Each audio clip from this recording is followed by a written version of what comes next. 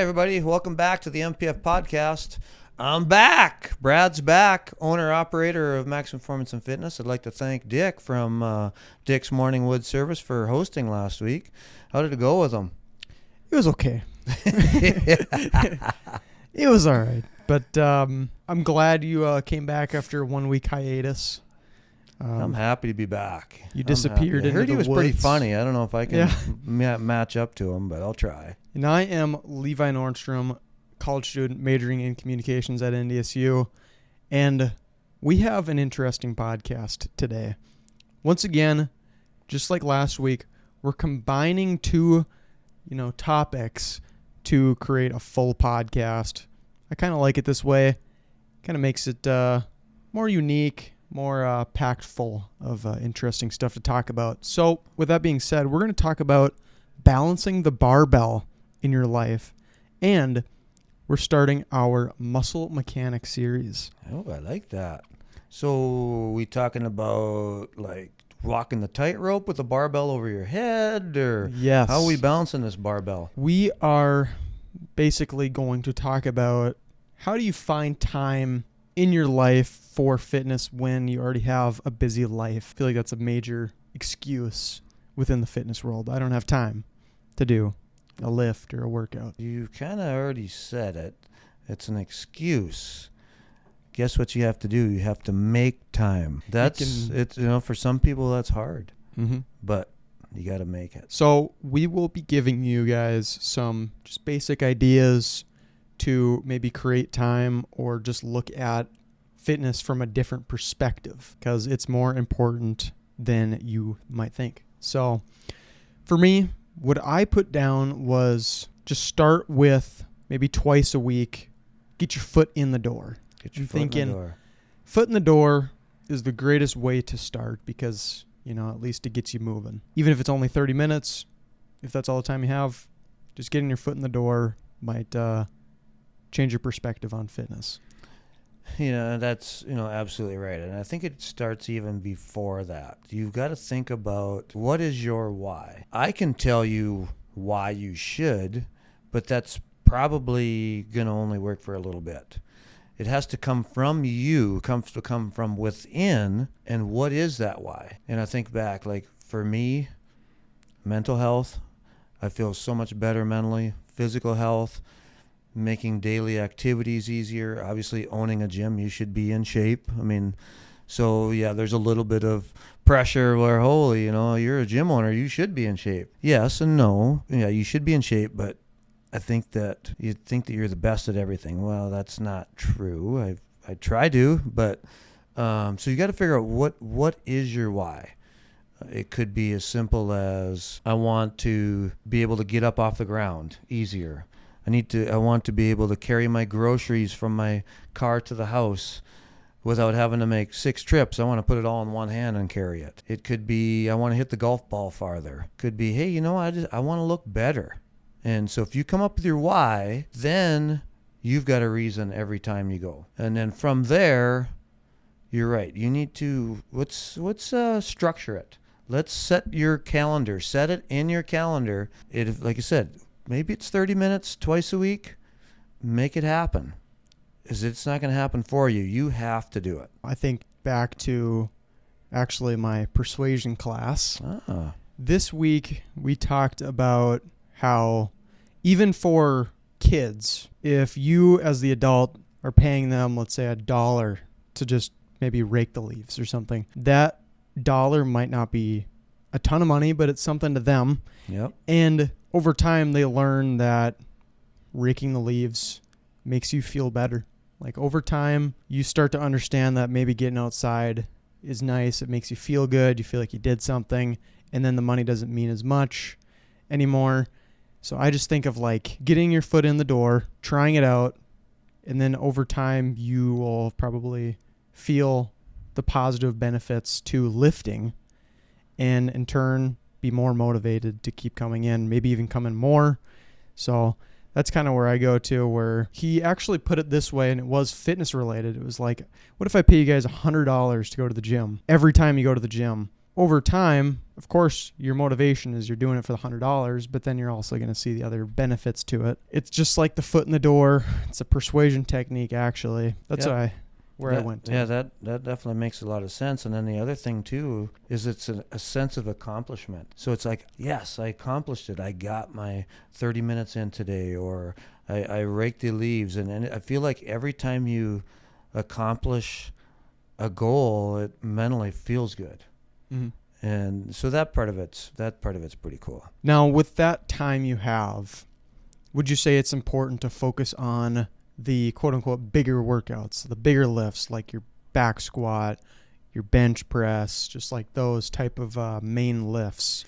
Yeah, that's for sure. If you've budgeted 30 minutes twice a week, ideally probably an every other day type routine, maybe it's a Tuesday and a Thursday, you definitely want to focus on those multi-joint movements. So you're going to have to warm up a little bit. You're going to have to do some mobility stretches, and then a back squat, a barbell bench, and a pull-up. Even if you got through those three, or a pull down or whatever, or some type of shoulder work, you're going to have some good gains, for at least for a while. With those workouts, you can combine it with, let's say you have to go walk your dog every once in a while throughout the week, or do some sort of cardio outside of the gym. So when you're here, you are just trying to focus on your strength side, because the cardio side, I feel like, is a lot easier to do outside of the gym. So that's where I thought the smartest way to handle your time. Well, then the other thing too is like, okay, so just even a 5-minute cardio interval on an Airdyne bike with 30-second sprint, 30-second off for 5 minutes, that you'll get some good quality gains in 5 minutes for the next probably 2 months, because you can go a little bit harder and a little bit harder and a little bit harder, and that took you 5 minutes. But you're absolutely right that the longer term aerobic fitness, getting out, walking your dog, when you're golfing, maybe you're going to walk instead of ride your cart. Just even little things like that. Parking a little bit further away when you're at the grocery store. You got to take a few more steps in. Get some steps in during your break at work, I think was huge. And that's just simple things. You just have to have it set in your work day that, okay, and mentally set that I'm going to walk for 10 minutes during my 15-minute snack break or mid-afternoon break. It makes a huge difference. Just putting those little pods here and there throughout the day makes a big difference. I think back to when I was working for Fargo Parks, I noticed how many parks or trails were close by to certain locations. Like there's a Microsoft trail right next to Microsoft. That's right. You'd see people walking on all the time with their suits on, you know. So I think trying to just mix that time that you have on your break with cardio is a good idea, because it's easy on your schedule. Yep. You know, you don't have to make time out of it. You already have the break built in anyways, so you might as well get that cardio out of the way. And just make sure you push yourself with the limited time you have, because what I gathered from what you're saying is, with that limited time, you can still reach the gains that you're looking for. It's just probably going to take longer. Yep. And I think the other thing, too, is when you get out and get that 10, 15-minute walk in, is it recharges you a little bit. It re-energizes you for the next couple-hour work window. And it's almost too bad that employers didn't almost highly encourage you to get out and go for that 10-minute walk, because I can guarantee you that the production level after that has improved dramatically. I believe there's some studies about if you work out in the morning, your production in like the office is improved. With doing this fitness, it helps the blood flow throughout your body. Maybe that helps. I'm not exactly sure. You know, I haven't looked at the stuff. It also creates the endorphins, natural occurring endorphins just from that workout. And it's once again, it's also that sense of accomplishment. You can check something off that list, so it always feels good to check something off the list. You're starting out in a positive way. That's just like, you know, everybody's different, but you'll see some people talk about making your bed every day. Yep. Check it. Made my bed. That's an accomplishment. So every time you're making these accomplishments, you're just building on each other throughout the day, and it just feels good mentally. Do you have any other advice to balance the barbell? Well, I would suggest that you don't squat while standing on a Bosu ball with the barbell on your shoulder. I think that is stupid.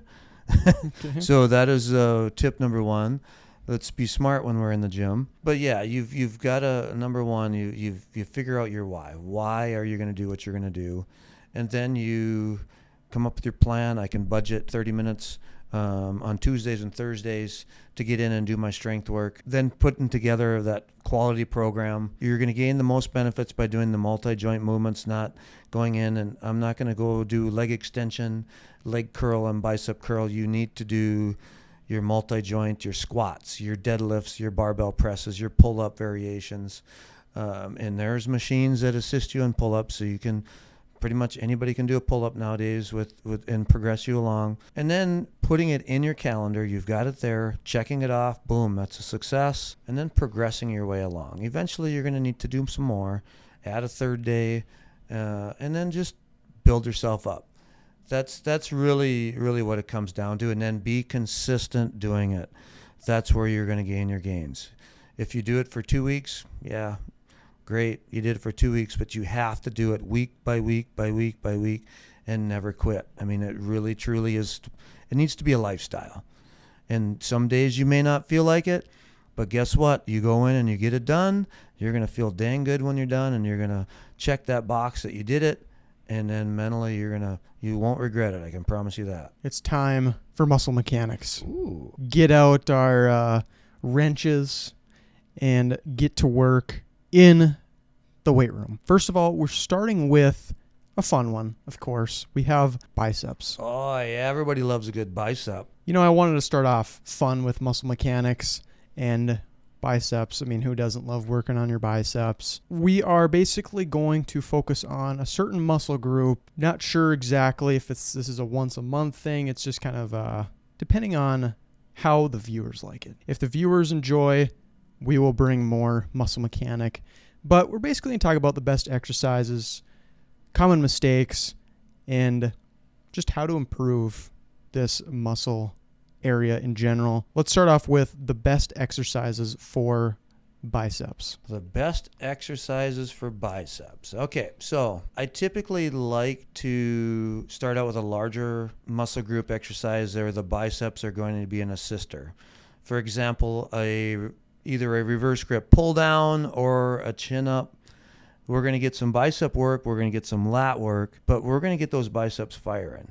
From there, the best exercise. Well, to be honest with you, it's probably going to be an incline type bicep curl, anywhere right around that 45 or 60 degree bicep curl, seated, and making sure you get your arms fully extended and then actually fully going through that range of motion. That's going to be one of the better ones. I think you have to be a little bit cautious of it as far as you need to be able to cycle in and out some exercises. We like to add quarter reps, bicep curls with a quarter rep. You can go top or bottom. And then we've got some screaming bicep curls. For the grunters of the world? Yeah, well, for our grunters that we have in here, our screamers and grunters. We're actually doing quarter reps at the top and the bottom. So, man, is there like a one true number one best bicep? I truly don't think so, but having a little bit of an incline bench or a wall bicep curl where you're not swinging, those are some good ones with dumbbells. I'm not totally familiar with how, the muscles in the body work. So there is a long head of the bicep and a short head. Certain exercises target each, but does it really matter too much? How does this really work overall? If you dive deep into the bodybuilding world, they are going to do a little bit, hey, this one focuses more on the long head and so forth. Typically, when when I talked about the incline bicep curl, you're going to get a little more long head of the bicep too. You're obviously getting the full bicep muscle, but that long head of the bicep tendon actually inserts in your shoulder. So a lot of times when you get shoulder tendonitis, it is tendonitis of the long head of the bicep tendon. So which could be from various curling exercises. A lot of times it's going to be from just that pressure from barbell pressing. I have not seen a whole lot of tendonitis and the long head of the bicep come from dumbbells. It's usually, unless the mechanics are real poor, it's usually going to be from barbell benching.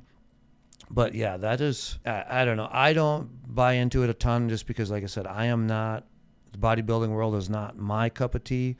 I'm not a professional in it, but for the most part, you're really not focusing on it as far as the general population per se. Now, why are Bicep 21s so extremely fatiguing and Bicep 21s, terrible? those are awesome because they are, well, you start out the first 7, you're going bottom to the middle. That's pretty easy. Mm-hmm. Then now you have to dead stop every time in the middle to the top. Now you're like, holy smokes, now my arms are burning me because there's an isometric hold there too. Then you do the full range of motion at the very end. Yeah, they're burners. And I think on our YouTube channel, we have a video of the Bicep 21. Maybe we can throw it in the comment section if you're not really sure what the Bicep 21s are. Yeah, they are just joyful. They're the best. And you can do them with a barbell. You can do it with an easy curl bar. You can do them with dumbbells. I think they're probably even harder with dumbbells than they are with the bar. But you're right. They're dandies. They're good ones. When it comes to focusing on the biceps, how about grip variation? I mean, the grip variation is really kind of intriguing because it definitely does change it. It's not changing all right, am I working long head, short or whatnot? It's probably going to be a little bit more forearm positioning too. So for example, on a regular dumbbell, you can tell for the most part they've kind of got the in the middle of it's just a tish fatter than the edges, which ergonomically your hands go right to it. But let's say you take and you hold on one end or the other. So you hold on the one end and you do your bicep curls. That will change it. It makes it even a little bit more difficult. You could hold on the inside or the outside with a dumbbell. It doesn't necessarily matter, but that totally changes the exercise. So you can definitely do that. Hammer curls. You hold your dumbbells. Once again, you could do the middle. For the most part, we're always going to do the middle. We typically don't do offset curls, but you can. And hammer curls are going thumbs up. So you're going to curl them all the way up and down, thumb up. So you're going to get more forearm involvement. You're still getting bicep, but it's going to get a little bit more forearm. With the barbell, if you go hands in closer, you can bring your elbows forward almost basically in front of your stomach and kind of treat it as a preacher curl. And that'll make it harder. You have to be a little careful with the width as far as going too wide. I see a little bit more pressure on the elbow if you get too wide on a bicep curl. But you kind of basically got to listen to your body. But yeah, you can go wider. Typically, we won't mess around a ton. But yeah, pinky right where the knurling starts on a straight bar is just a standard position.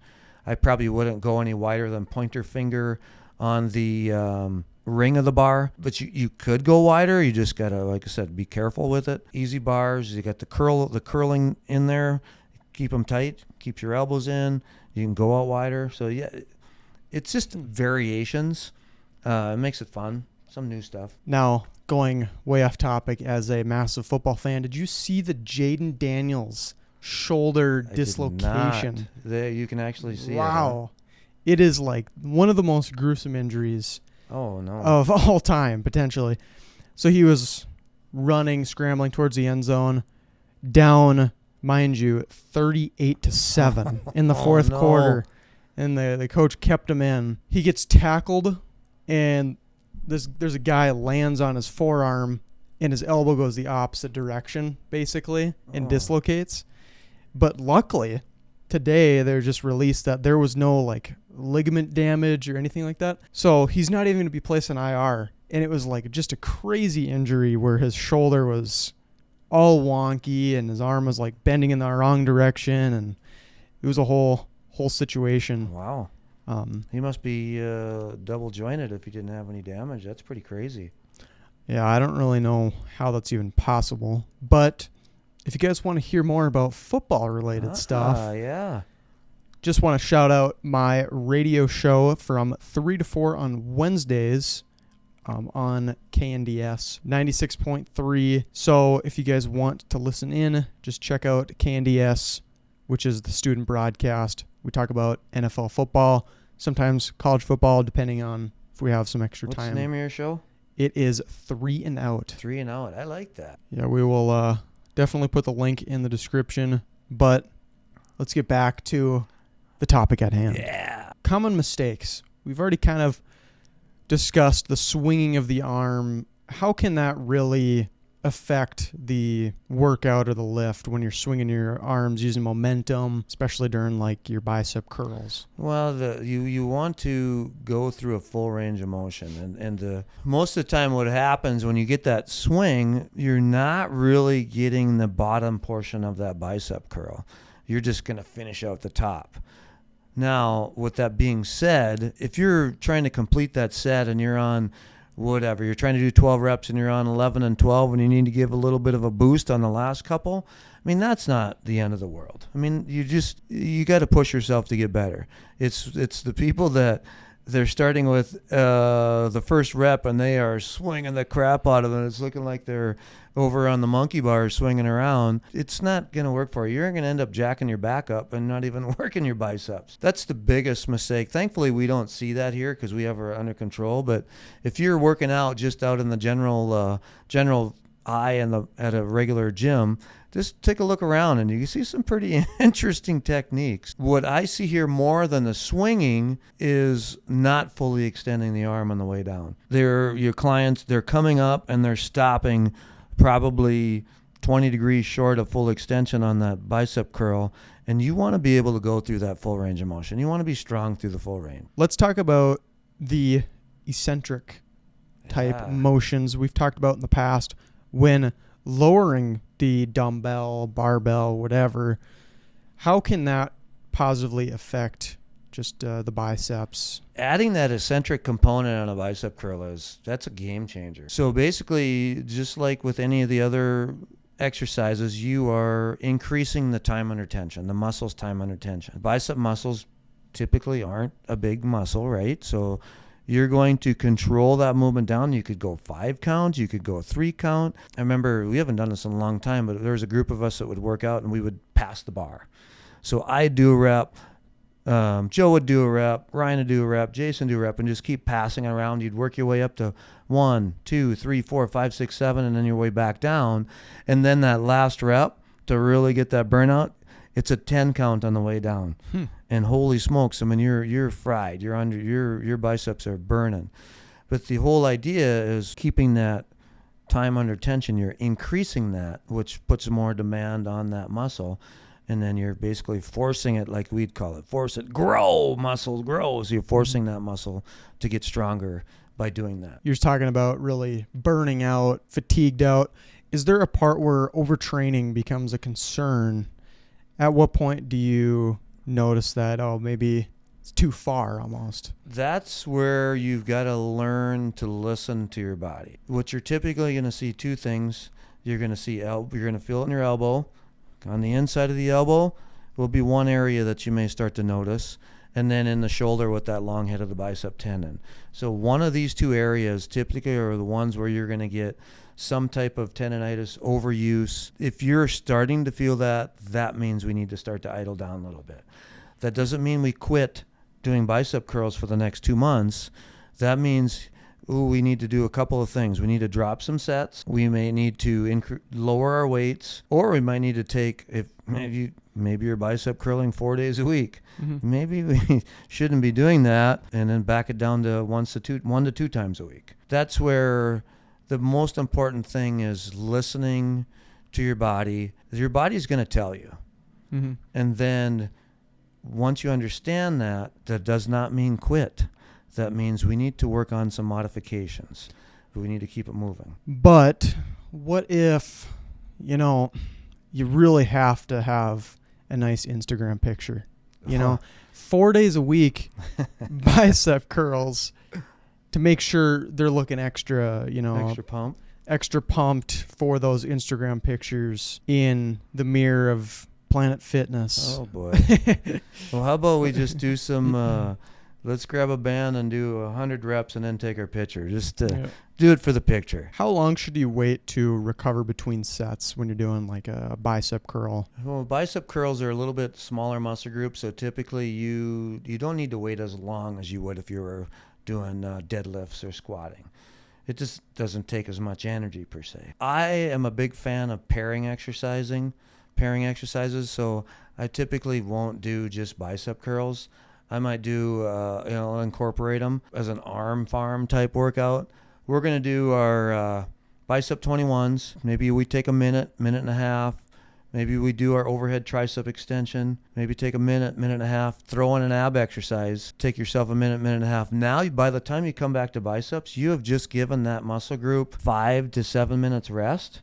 You're going to be able to keep pushing real heavy and real hard. You could do supersets where you're doing back-to-back exercises of straight biceps, then do a ab exercise. So let's say, for example, I'm going to do a 12 reps of barbell curls. I'm going to go grab a pair of dumbbells, and I'm going to do alternating hammer curls for 12 each.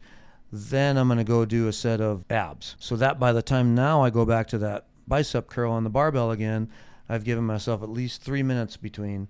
So you take a little bit of time. Let's talk about everybody's favorite exercise to finish up here, the barbell bench press. Yeah. Everybody loves bench press. Does it target maybe the bicep in a different way, or Are we talking about barbell bicep curls or bench press? Bench press. Well, the bench press doesn't target biceps. Okay. Okay. Bench press targets the chest, the pecs, so it all comes into that shoulder, and that's where that tendonitis would come into play. But yeah, that's the old barbell bench press is going to be your pecs and your triceps and your deltoids in the front of the shoulder. And then, so it ain't doing jack squat for your biceps. As an average fitness knowledge person, I feel like a lot of people might think it does work on your biceps because you're doing that motion. You're pushing the barbell up with your arms, just that's maybe the more you know type of lesson. Yeah, there you today. Go. We'll have to talk about the old chest here one of these times too. That's probably everybody's favorite, especially out in the 24-hour fitness type world. We have reached the ending of the podcast. Wow, that one went fast. It was a fast podcast today, targeting just the biceps. Yeah. Just curls for the girls. No, I just wanted to quickly shout out the MP Fitness website here. We got the supplement section's been a little bit overhauled that I noticed. So just wanted to shout out mpfitness.net. You guys might want to go check out that. It's continuing to work on overhauling it. It's been a good project. How's it coming, Levi? Good? It is coming very nicely. We have just a YouTube section added to the About area. But in the future, going to add in some more trainers because we don't have just 2 trainers here anymore. Yeah, we got more. We've got a new program on the way. Yes, we do. Not going to say much on that yet until my dad's ready to get it going, get the show on the road. Now I do have a shout out this week. We have Gilly6730, EDM superfan here. I want to shout him out. He commented EDM ! In the last video. I think you should have maybe explained to us what EDM even stands for. What is it anyway? Is it electronic music? Electronic digital music? Dance music? I don't know. Sounds pretty close. Yeah, all I know is it goes like this. I think it just continually if you have any kind of problem with strobe lights and stuff, I probably wouldn't listen to EDM. Now, if you guys want to be shouted out, make sure you guys leave a comment below. Maybe some ideas you guys want us to talk about potentially in the future, or something related to the video that we just had today. Of course, make sure you guys subscribe to the MPF podcast, here to give you good fitness advice every Sunday. Make sure you like this video if you enjoyed, and put a comment below of any questions you have. We will see you guys in the next episode.